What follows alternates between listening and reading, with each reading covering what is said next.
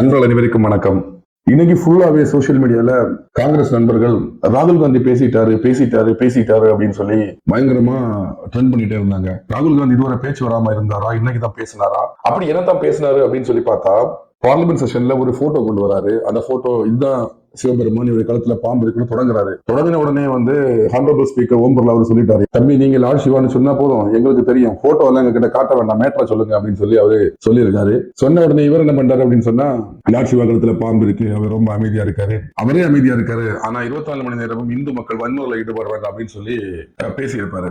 ஒரு நாட்டில் பெரும்பான்மையாக வாழக்கூடிய மக்களை பற்றி எதிர்கட்சிகள் ஒவ்வொரு நாளும் இப்படி பேசுறதுக்கு இவங்களுக்கு யாரு தைரியம் கொடுக்கறதுன்னு தெரியல. ரொம்ப வியப்பா இருக்கு. தமிழ்நாட்டுல டிஆர் பாலு இருக்காரு. அவர் என்ன சொல்லிட்டாரு அப்படின்னு சொன்னா, நான் அமைச்சராக இருந்த இந்து கோயில்கள் எல்லாம் நான் இடிச்சிருக்கேன், ஆனா மக்கள் எனக்கு தான் ஓட்டு போட்டாங்க அப்படின்னு சொல்றாரு.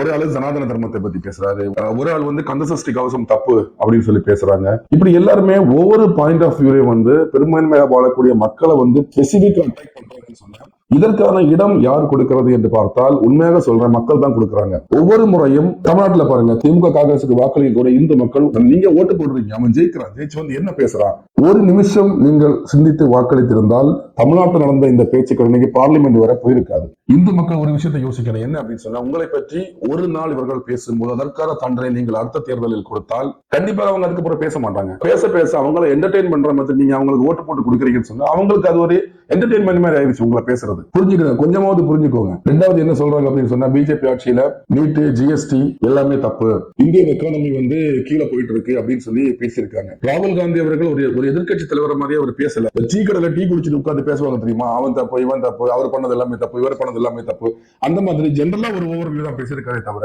எந்த இடத்துல தப்பு இருக்கு, அதை எப்படி சரி பண்ணலாம், அதோட ஆல்டர்னேட்டிவ்ஸ் என்ன அப்படின்னு சொல்லி அவர் பேசல. நான் பிரதமராக ஆக வேண்டும் நினைக்கக்கூடிய ஒரு எதிர்கட்சி தலைவராக உயர்ந்த ஒரு அந்தஸ்தில் இருக்கக்கூடிய ஒரு நபர் இப்படி பேசலாமா? அவருக்கு ஏதாவது மெச்சூரிட்டி இருக்கா? ஒரு மெச்சூரிட்டி இருக்கக்கூடிய ஒரு தலைவர் இப்படி பேசுவாரா?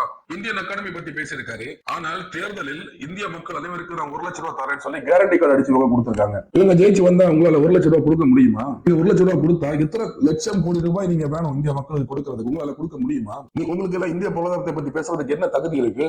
ஒருவர் நான் பிரதமராக ஆக வேண்டும் என்ற ஒற்றை ஆசையில் அரசியலுக்கு வருகிறார். அவருக்கு இன்னது வரைக்கும் பிரதமராக முடியல.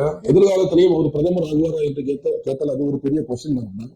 வெற்றி இருக்கக்கூடிய, பொறாமை இருக்கக்கூடிய ஒரு நபர் இப்ப இருக்கக்கூடிய ஒரு பிரைம் மினிஸ்டரை பார்த்து எப்படி பேசுவாரோ அதே மாதிரி பேசியிருக்காரு. இதைத்தான் இங்க இருக்கக்கூடிய காங்கிரஸ் நண்பர்கள் அவர் பேசிட்டாருன்னு சொல்லி சோசியல் மீடியால பரப்பிட்டு இருக்காங்க. ஒரு விஷயத்தை புரிந்து கொள்ளுங்கள் காங்கிரஸ் நண்பர்களை, உங்கள் தலைவர் ராகுல் காந்தி ஒவ்வொரு நாளும் வளர்ந்து கொண்டிருக்கக்கூடிய தலைவர் கிடையாது. ஒவ்வொரு நாளும் இவருடைய கேலி கிண்டல் பேச்சுக்களுக்காகவும், ஒவ்வொரு நாளும் இவருடைய மெச்சூரிட்டி இல்லாத பேச்சுக்களுக்காகவும், ஒவ்வொரு நாளும் இவர் இறங்கு முகத்தை சந்தித்துக் கொண்டிருக்கிறார். He is a leader in decline. அதை மட்டும் நீங்க புரிஞ்சுக்கோங்க. திருமாவளவன் அண்ணன் பேசியிருக்காரு. அவர் என்ன பேசியிருக்காரு அப்படின்னு சொன்னா, எனக்கு தமிழ்நாட்டு மக்கள் 2 சீட்டை கொடுத்திருக்காங்க, நாங்க 2 இடத்துல வெற்றி பெற்றிருக்கோம், அது மட்டும் இல்ல ஸ்டாலின் அவர்களுக்கு 40 மக்கள் கொடுத்திருக்காங்க, அது நன்றி அப்படி எல்லாம் சொல்லியிருக்காரு. சொல்லிட்டு என்ன சொல்லியிருக்காருன்னா, ஆர்டிகிள் 47 கொடுக்கப்பட்டுள்ள வரையறையின்படி 1947 ஒரு குழு அமைச்சு, அந்த குழுக்கு பேர் போதை தடுப்பு கமிட்டி அப்படின்னு சொல்லி கமிட்டி ஆரம்பிச்சு, அந்த கமிட்டி அனலைஸ் பண்ணி 1954 ஒரு ரிப்போர்ட் கொடுத்திருக்காங்க. என்ன ரிப்போர்ட் அப்படின்னா, இந்தியா ஃபுல்லா எல்லா மாநிலத்திலையுமே மது இல்லாத மாநிலமாக, போதைப் பொருள் இல்லாத மாநிலமாக உருவாக்கணும் அப்படின்னு சொல்லி கொடுத்திருக்காங்களாம். இது எல்லாமே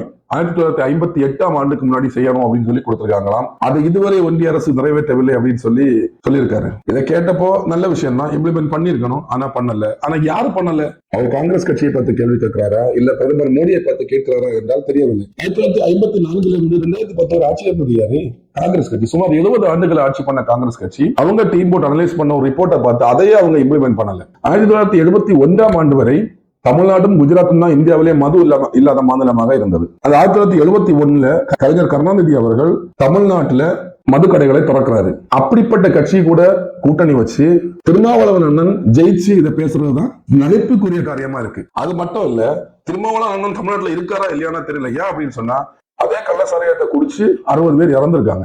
இதெல்லாம் தெரியாம போயிட்டு அங்க போய் மது கடைகளை ஒழிக்கல, சாராய கடைகளை ஒழிக்கல அப்படின்னு சொல்லி இவர் உதாரணம் விட்டுட்டு வந்திருக்காரு. நான் என்ன நினைக்கிறேன் அப்படின்னு சொன்னா, இன்னைக்கு கேண்டீனை க்ளோஸ் பண்ணிருப்பாங்கன்னு நினைக்கிறேன். அதனால எல்லாருமே பார்லிமெண்ட்ல போய் உட்கார்ந்துருக்காங்க. கேண்டீன் திறந்து இருந்துச்சுன்னு சொன்னா இந்த 40 பேருமே கண்டிப்பா கேண்டீன்ல தான் இருந்திருப்பாங்கன்னு சொல்றது என்னுடைய கருத்து. நன்றி.